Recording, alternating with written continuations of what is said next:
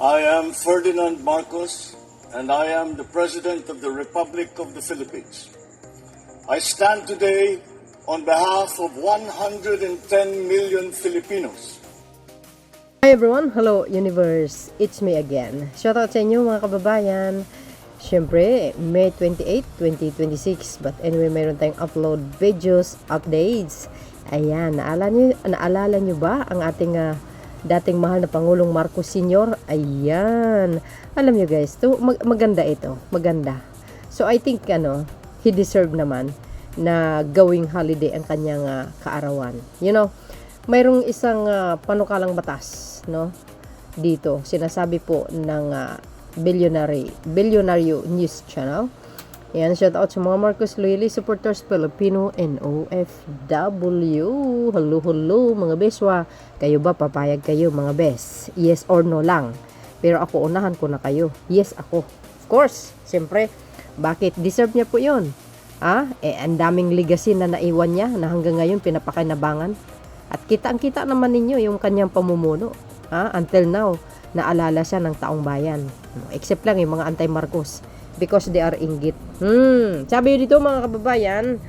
Ayan.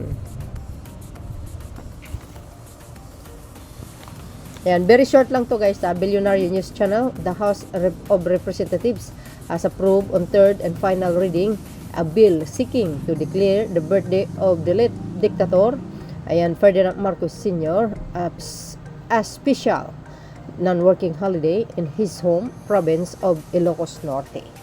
Ayan. Kayo guys, papayag ba kayo? Sabi ko na, yung akin. Siyempre, yes, yes, 'di ba? Yes naman ako guys. Deserve niya po 'yun. Ayan House, ayan, Oaks Bill making Marcos Sr.'s birthday a holiday in Ilocos Norte. Oh, wow. Sabi dito mga bes para kumpleto detalyado, basahin po natin, okay?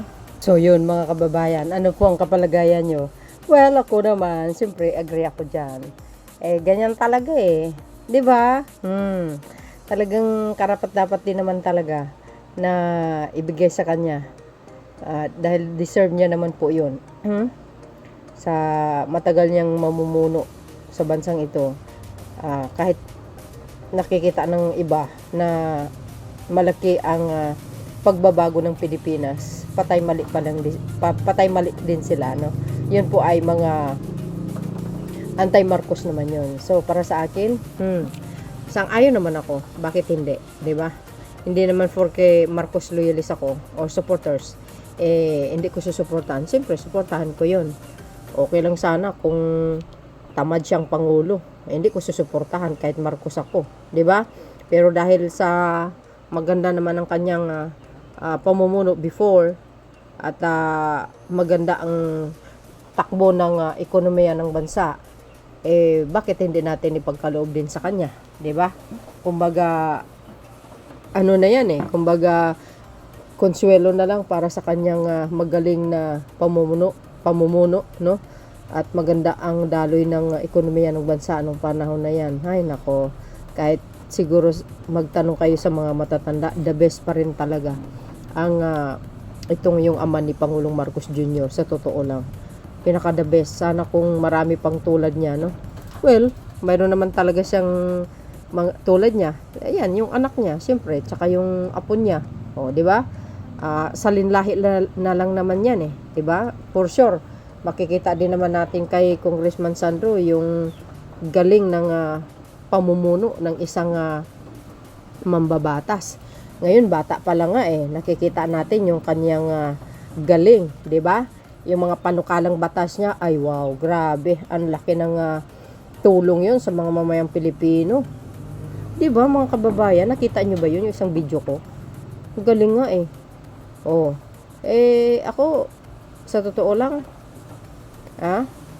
sang-ayon talaga ako. Siyempre, sa mga Marcos loyalists, natural, sang-ayon talaga sila mga yan. Hindi pwedeng hindi. Sus, nako, sa galing ba naman niyang mamuno, no? At saka matapang itong dating Pangulong Marcos Sr.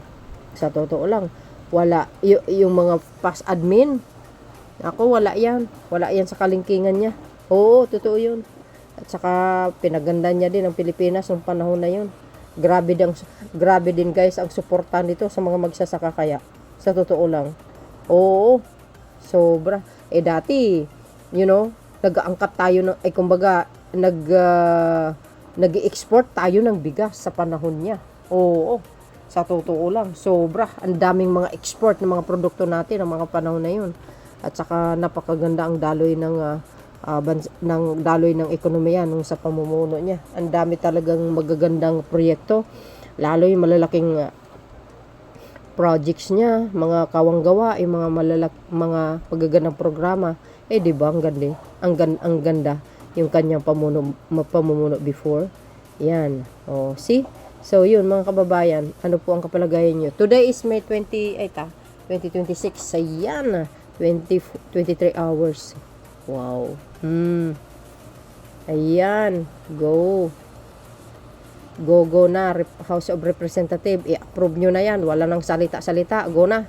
So, yun mga kababayan, ano po ang palagay nyo? Ako, agree. Thank you guys for watching. See you again on my next upload. Bye, and baboos. God bless Philippines. Bye, everyone.